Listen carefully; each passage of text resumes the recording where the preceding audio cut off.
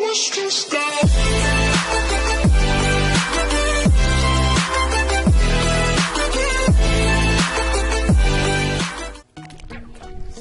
สวัสดีทุกท่านนะครับผมมิโนเกมเมอร์อีกแล้วนะครับผมวันนี้ผมจะมาเล่น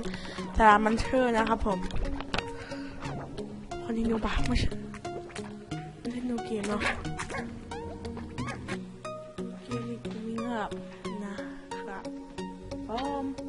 โอเคก็เนื่องจาก EP ที่4นะครับผมไปนี้ไปผมไอเนี้ยแล้วก็แล้ววะเสียงไมค์อ่ะอยู่ที่มันค้างนะครับผมแล้วมันยังคือแล้วก็ภาพมันก็ค้างด้วยแต่ผมก็มีแบบนี้นะครับผมให้ดูไปก่อนเลยแล้วกันโอเคก็ตามนั้นก็สำหรับวันนี้จะไปหาสลามที่มีนิคเนมว่าลัคกี้สลามนะครับผมแต่ลัคกี้สลามที่มันให้รู้สึกว่าให้200 บาทตอนนี้ไปดูคลิปฝรั่งนะครับที่รู้สึกไปยังไงเถอะไปเล่นก่อนนะครับผมนี่ก็คิวบอดี้ไป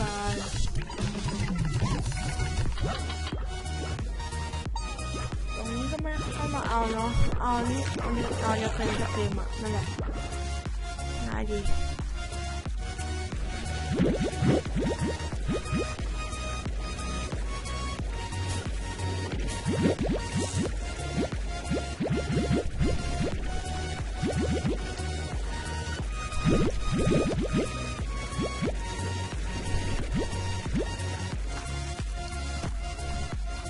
ไปเรื่อยๆตามนั้นนะครับผมก็ยิงไปโอเคถึงแล้ว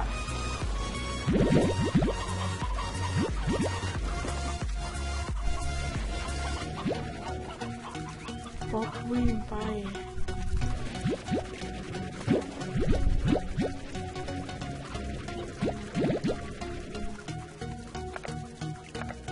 พันเห็นทิ้งไม่ต่อโอเคก็เดินมาตรงนี้คิวบอดี้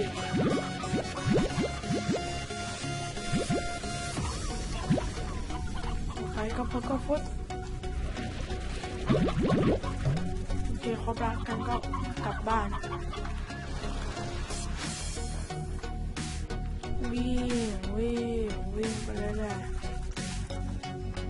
โอเคก็ถึงแล้วเข้าไปเลย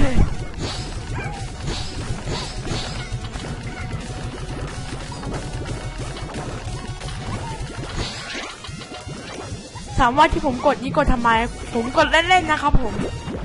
ไอ้ดังติ้งอ่ะนั่นแหละ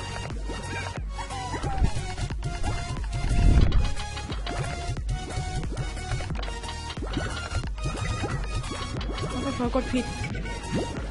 ไม่น่าเลยเป็นการโยนแครอททิ้งไปแทนเฉยมา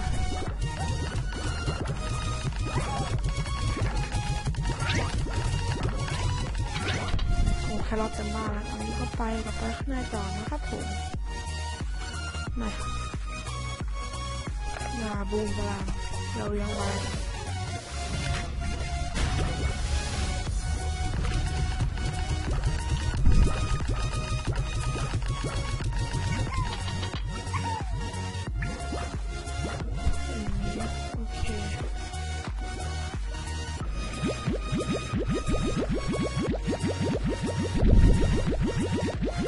ก็เอามาเรื่อยๆไม่เสียไป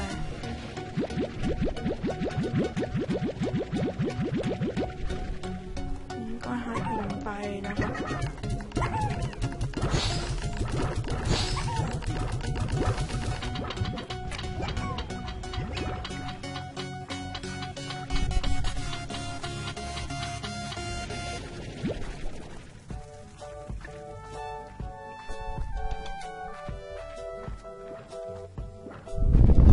ก็มาแล้วก็คิวบอดี้มันกินต่อนะครับ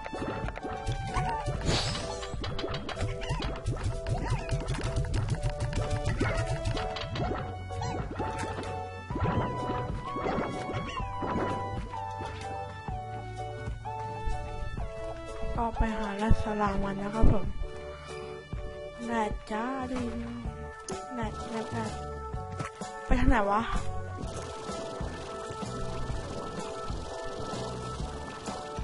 น่าจะเดี๋ยวนี้ยังไม่รู้นะครับผมว่าไปหาลัสสลามไหนนะครับผมลัสสลามไม่ใช่แหลก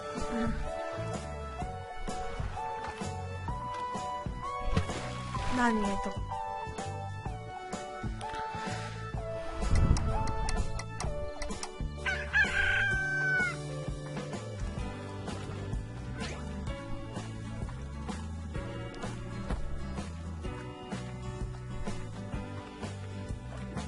ที่ไหนวะข้างนอกต่อ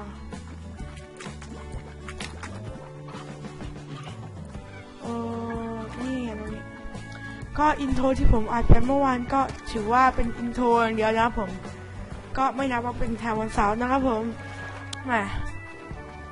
เนื่องจากอายุมันให้ลงอินโทรได้แล้วแน่นอนว่าโหลดลงเรนเดอร์ไม่เป็นอย่างเงี้ยคือมันต้องโหลดจาก YouTube อะจะประมาณนั้นแหละแล้วไอ้นุ๊กก็เลยเอาเว็บมาให้โหลดแทนครับ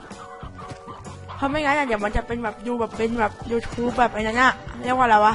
มันจะมีเส้นสีแดงข้างหลังนั่นแหละประมาณนั้นแหละก็เลยคิดว่าเดี๋ยวท่านผู้ชมจะแบบติชมอะไรประมาณนั้นนะครับผมก็เลยต้องทำอย่างนั้นไปนะครับผมแน่นอนเมื่อไหร่ทาจะโดน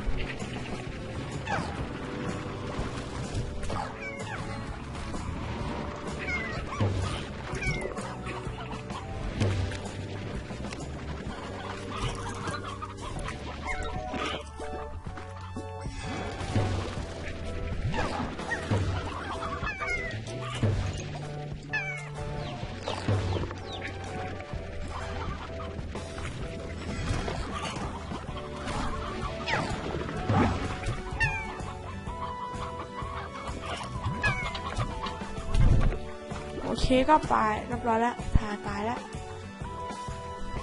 ข้างเสร็จร้อนเมื่อกี้เลยก็ไปต่อนะครับผมลุงไม้จะไปหาแรดสลามนะครับผม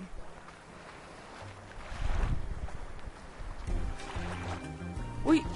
ตกวิ่งเพลินเกินตกเลยกำเกือบแล้วไงถ้าไอ้นั่นที่ไม่พอด้วยนะเว้ยเมื่อกี้มีจีอ่ะวันนี้ต้องมีแต่รอยนันจีนะครับผม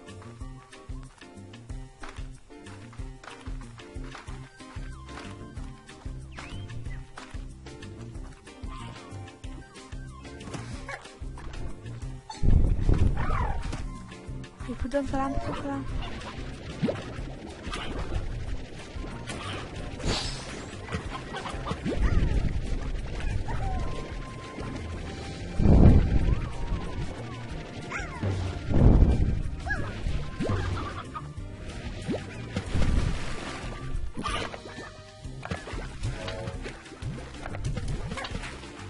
โอเคก็วิ่งไปต่อไม่ใช่ทางนี้เหรอทางนี่ไง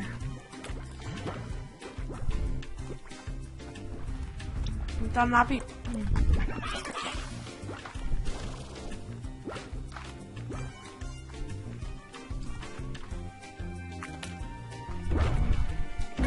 เกือบแล้วไปต่อไม่มีบ่อน้ำตรงนี้ด้วยเหรอวะอัปเดตมาตรงนี้ด้วยเย็ดเจอมีตัดตัวนี่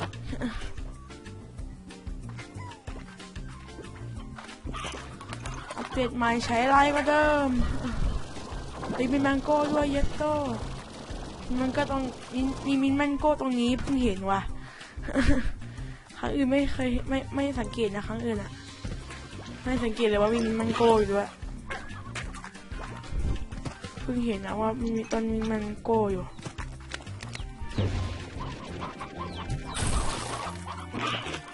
ก็วิ่งไปต่อ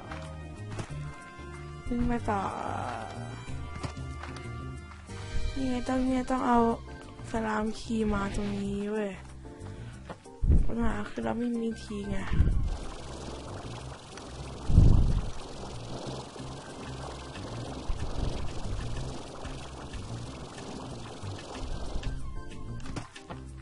ว่าแต่จะทำให้บินไปข้างบนยังไงวะ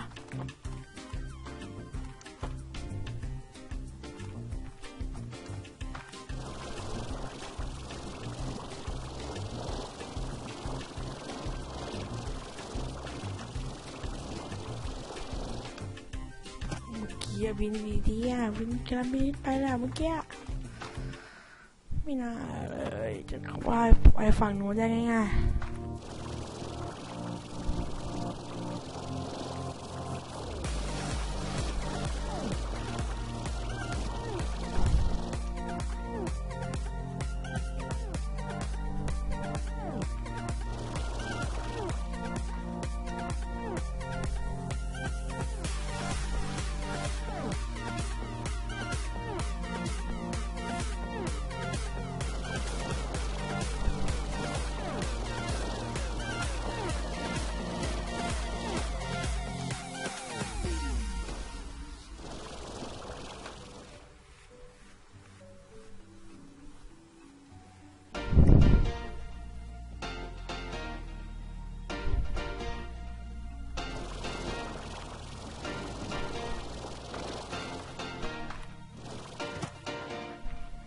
มาได้แล้วไปไม่ได้จีมากจีอิโซว้าวข้างในมีอะไรวะเฮ้ยอย่าบอกนะว่ามันมีไม่อาจจะใช่นะครับก็บินไปแล้วแหละเดี๋ยวเจอทางลงอ้อไม่มีแล้วแหละ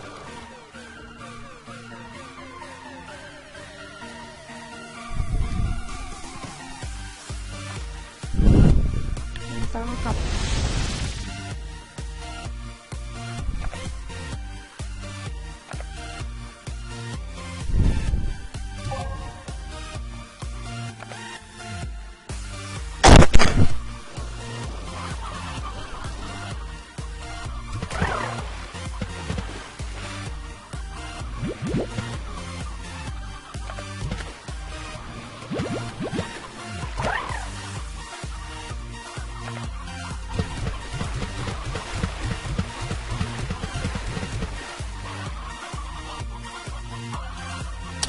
ไปนั่นแหละไม่มีอะไรทำแล้วมาโอ้อันนี้ไปว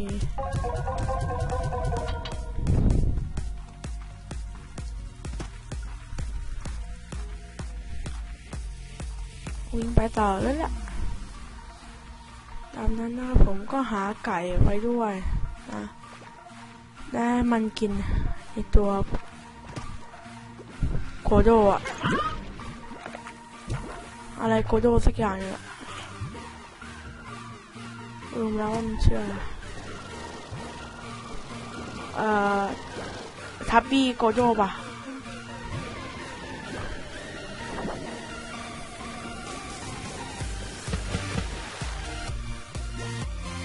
ทับบี้ซะ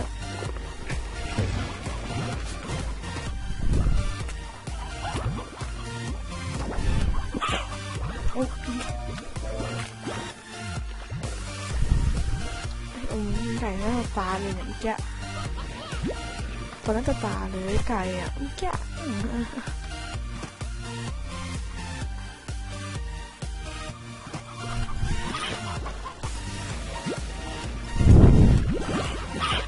ตอนนี้เห็น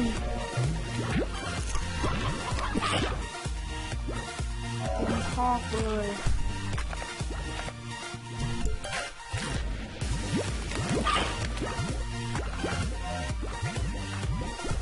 กินนี้เลย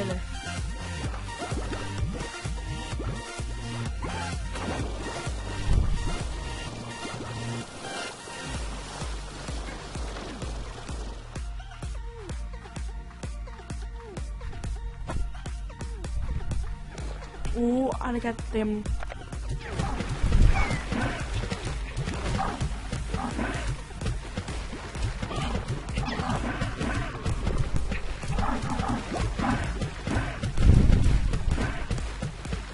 เต็มเมืองจังวะ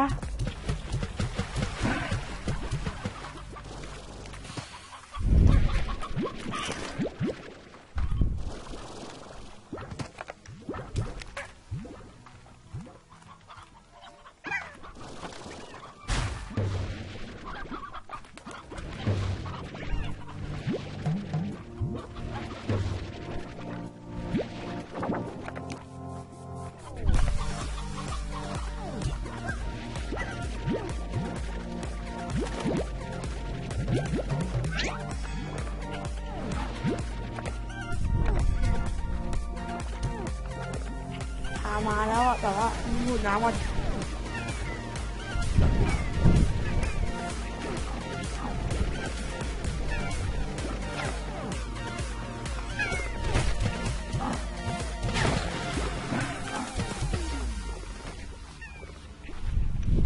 หาทาต่อ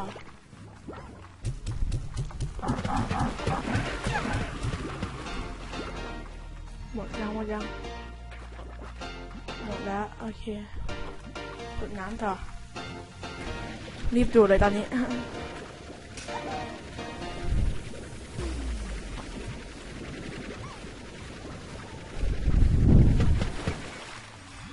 โอเคไปต่อนะครับผมนะกี่นาทีละ16 นาทีเองเหรอนะหรือว่า20 นาทีแล้วนั่นเนี่ยอ้าวเฮ้ยน้ำไม่นานเลยไม่เป็นไรหาไกลต่อรู้หมายแล้วคือหาไก่นะครับผม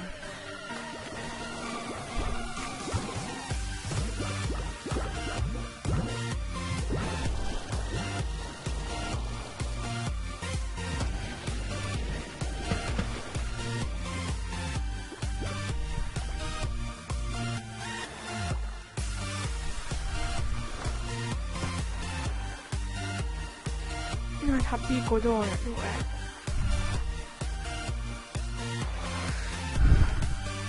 ต้องหาอะไรให้มันกินนะครับผมต้องหาแล้วครับท่านผู้ชมนะมี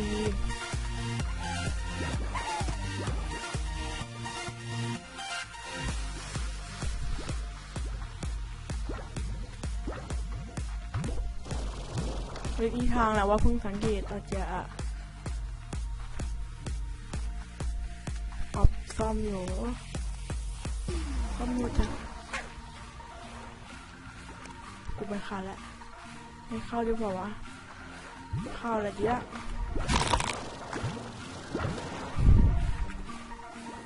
ไม่เตรียมผลไม้มาด้วยแต่ไม่เป็นไรก็มาตรงนี้ก่อนเลยซื้อเลยใช้สลัม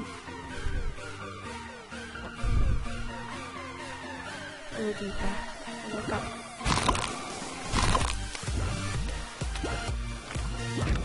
ตัวสลัมมองดูสิว่าไม่กลับด้วย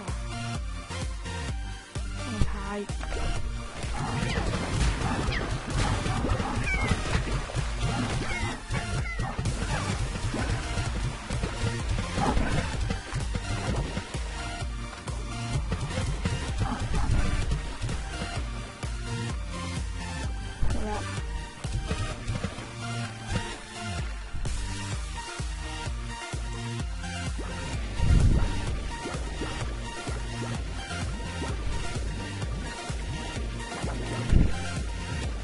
น้ำต่อไป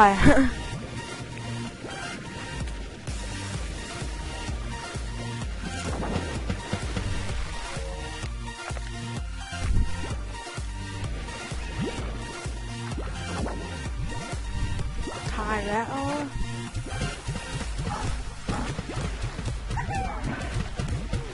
ก็ได้ก็ดีแล้วก็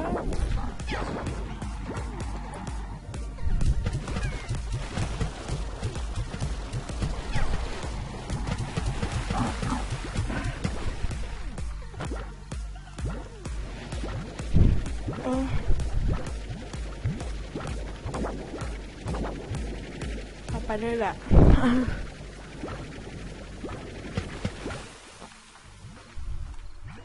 โอเคซึ่งขั้นตอนผมจะไม่สนพวกทานะครับผมถ้าเกิดมีทา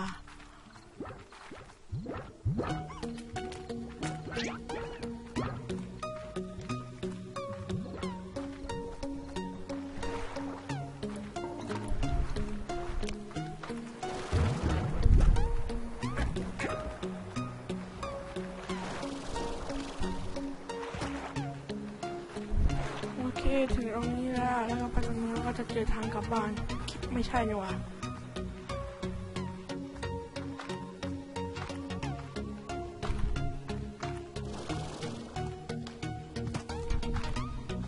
ไปตรงสุดทางเลยเรามีทางกลับบ้านอยู่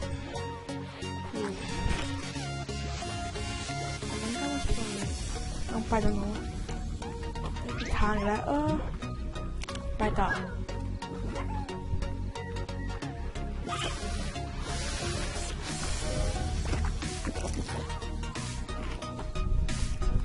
ผมอาจจะเงียบนะครับผมเพราะว่าไม่มีอะไรพูดแล้วนะครับผมต้องเล่นกับเพื่อนแล้วมันจะมีแบบมุกฮามาพอบ้างอันนี้อยู่คนเดียวจัง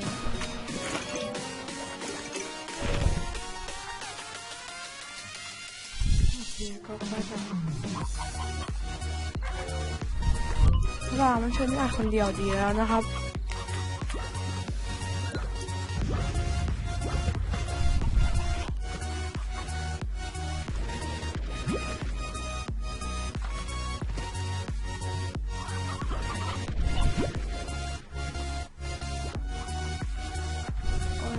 ตอนนี้อาจจะหมดถึงเวลาแล้วแหละ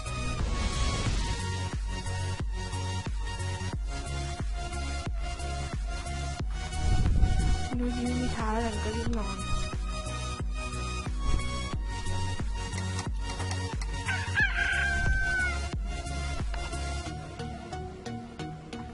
นะครับเตรียมน้ำให้พร้อมให้น้องว่ามันไม่มีท้าอยู่ด้วย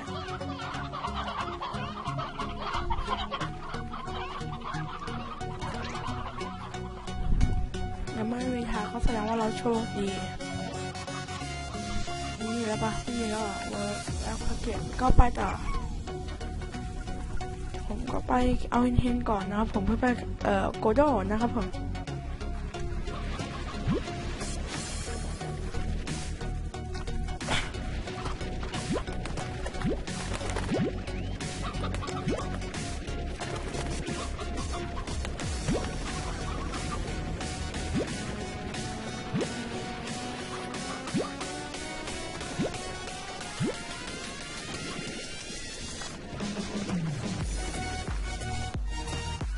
นี่ไม่ไก่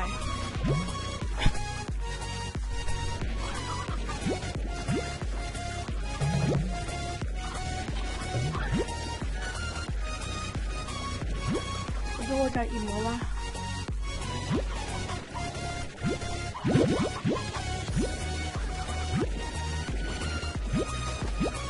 มันคงอิ่มแล้วแหละเนี่ยตั้งเยอะแล้วเนี่ย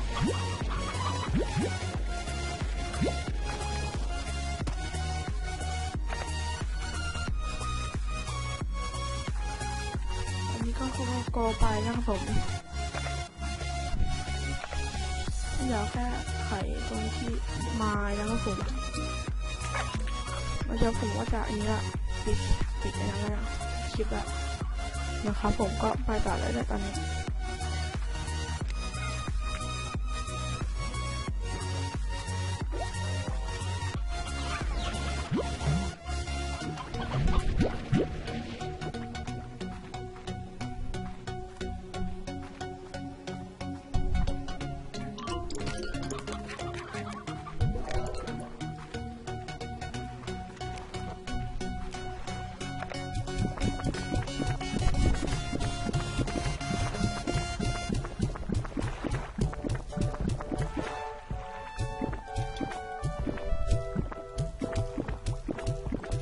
ไม่อิ่มสักทีว่า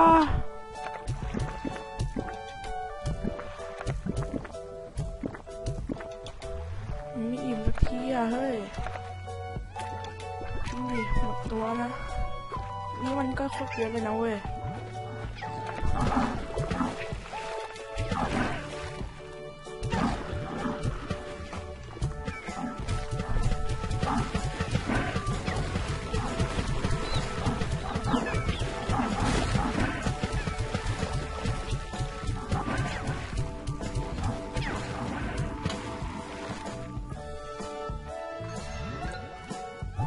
หมดตัวพอดีด้วยโอ้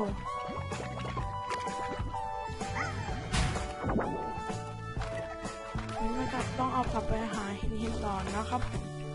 เนื่องจากโกโดมันยังไม่อิ่มที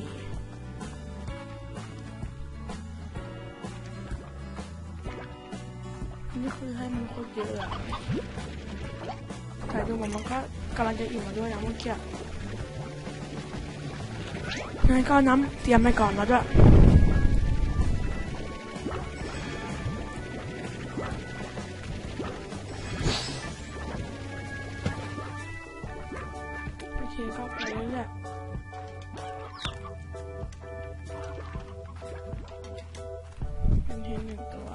ตัวไม่เป็นไรหาอีก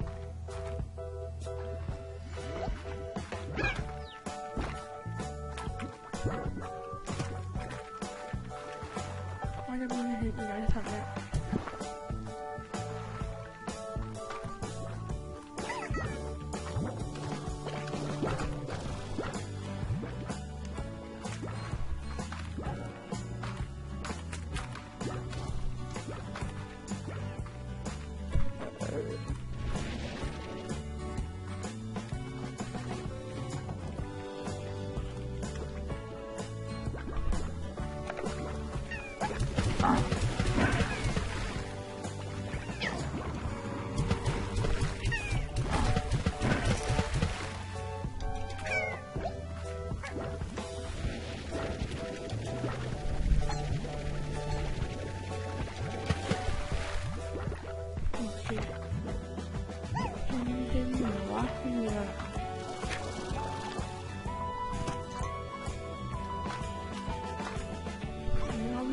เห็นอยู่คนตรงนี้ดีป่ะ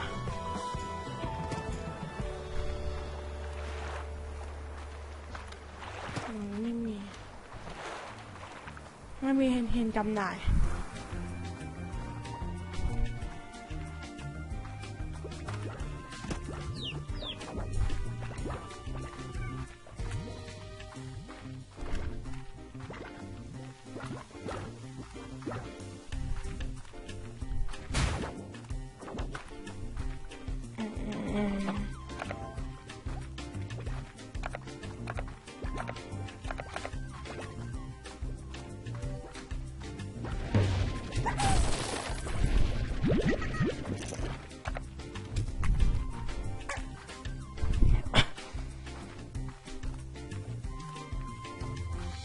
เอาไป10 ตัวแล้วกัน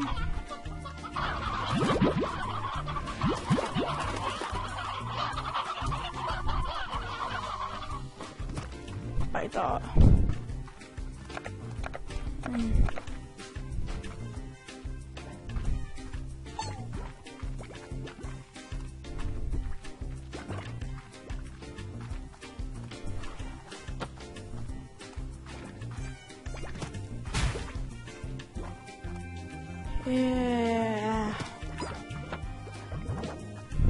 น่าจะได้จบพาร์ทแล้วเนี่ย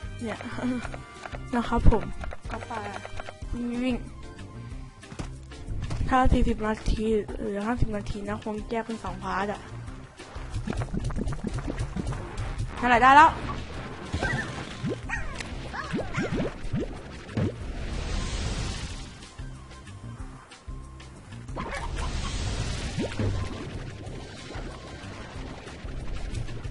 เอา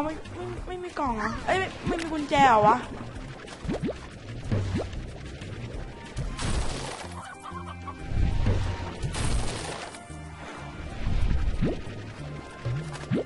ก็จะเป็นปรากฏการณ์มหาเฟลนะครับผมเหมือนก็ตามนั้นก็คงจะจบแค่นี้ด้วยเนาะโคตรเฟลอ่ะไม่น่าเลยไม่ได้อ่ะไม่เป็นไรก็สำหรับวันนี้ก็อย่าลืมกดไลค์สมัครใครฝนเลยนะครับบ๊ายบายอย่าลืมกดแชร์ด้วย